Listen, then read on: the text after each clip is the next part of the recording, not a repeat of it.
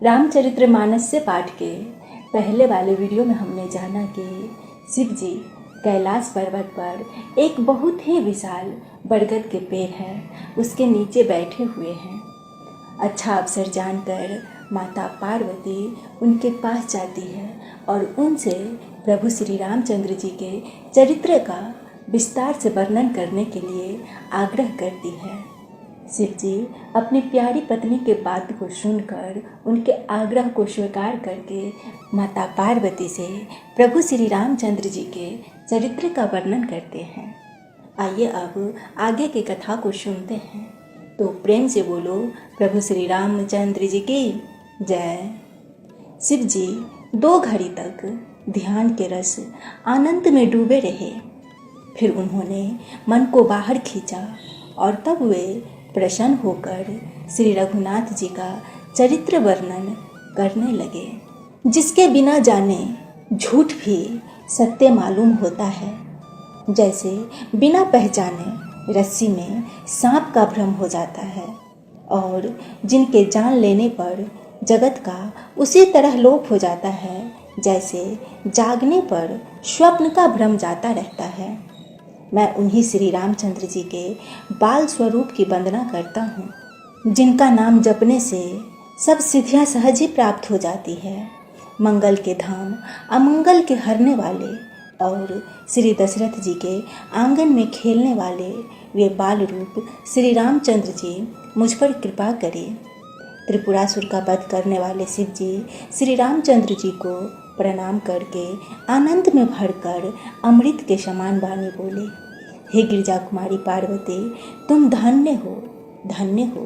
तुम्हारे समान कोई उपकारी नहीं है। जो तुमने रघुनाथ जी की कथा का प्रसंग पूछा है, जो कथा समस्त लोगों के लिए जगत को पवित्र करने वाले गंगा जल के समान है, तुमने जगत के कल्याण के लिए ही प्रश्न पूछा है। तुम श्री रघुनाथ जी के चरणों में प्रेम रखने वाली हो। हे पार्वती, मेरे विचार में तो श्री रामचंद्र जी के कृपा से तुम्हारे मन में स्वप्न में भी शोक, मोह, संदेह और भ्रम कुछ भी नहीं है।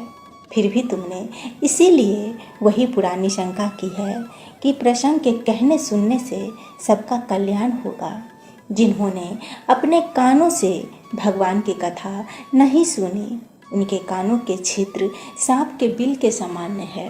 जिन्होंने अपने नेत्रों से संतों के दर्शन नहीं किए, उनके वे नेत्र मोर के पंख पर दिखने वाले नकली आँखों के गिनती में है।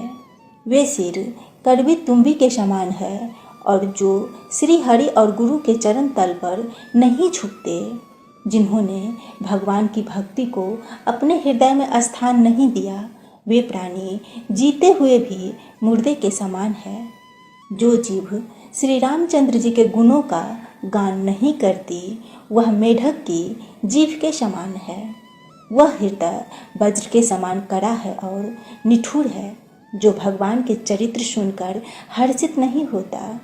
हे पार्वती, श्री रामचंद्र जी की लीला सुनो। यह देवताओं के कल्याण करने वाली और दैत्यों को विशेष रूप से मोहित करने वाली है। श्री रामचंद्र जी की कथा कामधेनु के समान सेवा करने से सब सुखों को देने वाली है और सत्य पुरुष के समाज ही सब देवताओं के लोक है। ऐसा जानकर इसे कौन न सुनेगा। श्री रामचंद्र जी की कथा हाथ की सुंदर ताली है, जो संदेह रूपी पंछी को उड़ा देती है। फिर राम कथा कलयुग रूपी वृक्ष को काटने के लिए कुल्हाड़ी है। हे गिरजा कुमारी, तुम इसे आनंद पूर्वक सुनो। वेदों ने श्री रामचंद्र जी के सुंदर नाम, गुण, चरित्र, जन्म और कर्म सभी अनगिनत कहे हैं। जिस प्रकार भगवान श्री रामचंद्र जी अनंत है, उसी तरह उनकी कथा, कृति और गुण भी अनंत है। तो भी तुम्हारी अत्यंत प्रीति देखकर जैसा कुछ मैंने सुना है और जैसी मेरी बुद्धि है, उसी के अनुसार मैं कहूँगा। हे पार्वती, तुम्हारा प्रश्न स्वाभाविक ही सुंदर, सुखदायक और संत समान है और मुझे तो बहुत ही अच्छा लगा है। परंतु हे पार्वती, एक बात मुझे अच्छी नहीं लगी। यद्यपि वह तुमने मोह के वश होकर ही कही है। तुमने जो यह कहा कि वे राम कोई और है, जिन्हें वेद गाते हैं और मुनिजन जिनका ध्यान करते हैं, जो मोह रूपी पिशाचक के द्वारा ग्रस्त है, पाखंडी है, भगवान के चरण से विमुख है और जो झूठ सच कुछ भी नहीं जानते, ऐसे अधम्य मनुष्य ही इस तरह के कहते सुनते हैं, जो अज्ञानी मूर्ख, अंधे और भयहीन है और जिनके मन रूपी दर्पण पर विषय रूपी काई जमी हुई है, जो व्यभिचारी, छली और बड़े ही कुटिल है और जिन्होंने कभी स्वप्न में भी संत समाज के दर्शन नहीं किए और जिन्हें अपने लाभ हानि नहीं सूझती, वे ही ऐसी वेद विरुद्ध बातें कहा करते हैं। जिनका हृदय रूपी दर्पण मैला है और जो नेत्र से हीन है, वे बेचारे श्री रामचंद्र जी का स्वरूप कैसे देखेंगे। जिनको निर्गुण शगुन का कुछ भी विवेक नहीं है, जो अनेक मनगढ़ंत बातें कहा करते हैं, जो श्री हरि की माया के वश में होकर जगत में जन्म मृत्यु के चक्र में भ्रमते फिरते हैं, उनके लिए कुछ भी कह डालना असंभव नहीं है। जिन्हें वायु का रोग, शनिपात, उन्माद आदि हो गया हो, जो भूत के वश में हो गए हो और जो नशे में चूर है, ऐसे लोग विचार कर वचन नहीं बोलते। जिन्होंने महामोह रूपी मदिरा पी रखी है, उनके कहने पर कान नहीं देना चाहिए। अपने हृदय में ऐसा विचार कर संदेह छोड़ दो और श्री रामचंद्र जी के चरणों को भजो। हे पार्वती, भ्रम रूपी अंधकार के नाश करने के लिए सूर्य के किरण के समान मेरे वचनों को सुनो। शगुन और निर्गुण में कुछ भी भेद नहीं है। मुनि, पुराण पंडित और वेद सभी ऐसा कहा करते हैं। जो शगुन अरूप, निराकार, अलख, अव्यक्त और अजन्मा है, वही भक्तों के प्रेमवश शगुन्य हो जाता है। जो निर्गुण है, वही शगुन्य कैसे है।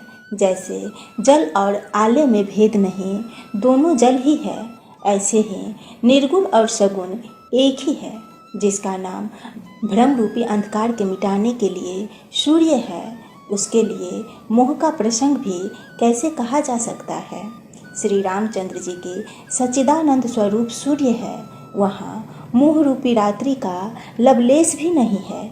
वे स्वभाव से ही प्रकाश रूप और खडेशव युक्त भगवान है, वहाँ तो विज्ञान रूपी प्रातः काल भी नहीं होता। अज्ञान रूपी रात्रि हो तभी तो विज्ञान रूपी प्रातः काल हो। भगवान तो नित्य अज्ञान रूप है। हर्ष, शोक, ज्ञान, अज्ञान, अहंता और अभिमान, ये सब जीव के धर्म है। श्री रामचंद्र जी तो व्यापक ब्रह्म, परमानंद स्वरूप, परमात्मा, प्रभु और पुराण रूप है। इस बात को सारा जगत जानता है। जो पुराण पुरुष प्रसिद्ध है, प्रकाश के भंडार है, सब रूपों से प्रकट है, जीव, माया और जगत सबके स्वामी है, वे ही रघुकुल मणि श्री रामचंद्र जी मेरे स्वामी है। ऐसा कहकर शिव जी ने उनको मस्तक नवाया। अज्ञानी मनुष्य अपने भ्रम को तो समझते नहीं है और वे मूर्ख प्रभु श्री रामचंद्र जी पर उसका आरोप करते हैं। जैसे आकाश में बादलों का पर्दा देखकर कुविचारी अज्ञानी लोग कहते हैं कि बादलों ने सूरज को ढक लिया। जो मनुष्य आँख में उंगली लगाकर देखता है, उनके लिए तो चंद्रमा प्रकट प्रत्यक्ष है। हे पार्वती, श्री रामचंद्र जी के विषय में इस प्रकार के मोह की कल्पना निर्मल और निर्लोभ है, उसको कोई मलिन या स्पर्श नहीं कर सकता। इसी प्रकार भगवान श्री रामचंद्र जी नित्य निर्मल और निर्लेप है। विषय, इंद्रियां, इंद्रियों के देवता और जीव आत्मा, ये सब एक ही सहायता से एक चेतना होते हैं। अर्थात विषयों का प्रकाश इंद्रियों से, इंद्रियों का इंद्रियों के देवताओं से और इंद्रियां देवताओं के चेतन जीव आत्मा से प्रकाश होता है। इन सब का जो परम प्रकाश है, अर्थात जिससे इन सब का प्रकाश होता है, वही अनादि ब्रह्म अयोध्या नरेश श्री रामचंद्र जी है। यह जगत प्रकाश है और श्री रामचंद्र जी इसके प्रकाशक है। वे माया के स्वामी और ज्ञान तथा गुणों के धाम है, जिनकी सत्ता से मोह की सहायता पाकर जड़ माया भी सत्य से भासित होती है। जैसे सीप में चांदी की और सूर्य के किरणें में पानी की बिना हुए भी प्रतीत होती है, यद्यपि यह प्रतीत तीनों कालों में झूठ है, तथापि इस भ्रम को कोई हटा नहीं सकता। इसी तरह यह संसार भगवान के आश्रित रहता है, यद्यपि यह असत्य है तो भी दुख तो देता ही है। जिस तरह स्वप्न में कोई सिर काट ले तो बिना जागे वह दुख दूर नहीं होता। हे पार्वती, जिनकी कृपा से इस प्रकार का भ्रम मिट जाता है वही कृपालु श्री रघुनाथ जी है, जिनका आदि और अंत किसी ने नहीं जाना। वेदों ने अपने बुद्धि से अनुमान करके इसे गाया है। वह ब्रह्म बिना ही पैर के चलता है, बिना ही कान के सुनता है, बिना ही हाथ के नाना प्रकार के काम करता है, बिना ही जिह्वा के सारे छह रसों के आनंद लेता है, और जो बिना ही वाणी के बहुत योग्य बकता है, वह बिना ही शरीर त्वचा के स्पर्श करता है, बिना ही आँख के देखता है और बिना ही नाक के सब गंधों का ग्रहण करता है। उस ब्राह्मण की कहनी सभी प्रकार से ऐसे अलौकिक है कि जिनकी महिमा कही नहीं जा सकती, जिनका वेद और पंडित इस प्रकार वर्णन करते हैं और मुनि जिनका ध्यान धरते हैं, वही दशरथ नंदन भक्तों के हितकारी अयोध्या के स्वामी भगवान श्री रामचंद्र जी है। हे पार्वती, जिनके नाम के बल से काशी में मरते हुए प्राणी को मैं उसे राम मंत्र देकर शोक रहित कर देता हूँ, वही मेरे प्रभु रघुश्रेष्ठ श्री रामचंद्र जी जड़ चेतन के स्वामी और सबके हृदय के भीतर जाने वाले हैं। विवश होकर बिना इच्छा के भी जिनका नाम लेने से मनुष्य के अनेक जन्मों में किए हुए पाप जल जाते हैं, फिर जो मनुष्य आदरपूर्वक उनका स्मरण करते हैं, वे तो संसार रूपी समुद्र को गाय के खुर से बने हुए गड्ढे के समान अर्थात बिना किसी परिश्रम के पार कर जाते हैं। हे पार्वती, वही परमात्मा श्री रामचंद्र जी है। उनमें भ्रम देखने में आता है। तुम्हारा ऐसा कहना अत्यंत ही अनुचित है। इस प्रकार का संदेह मन में लाते ही मनुष्य के ज्ञान, वैराग्य आदि सारे सद्गुण नष्ट हो जाते हैं। शिव जी के भ्रमनाशक वचनों को सुनकर पार्वती के सब कुतर्कों की रचना मिट गई।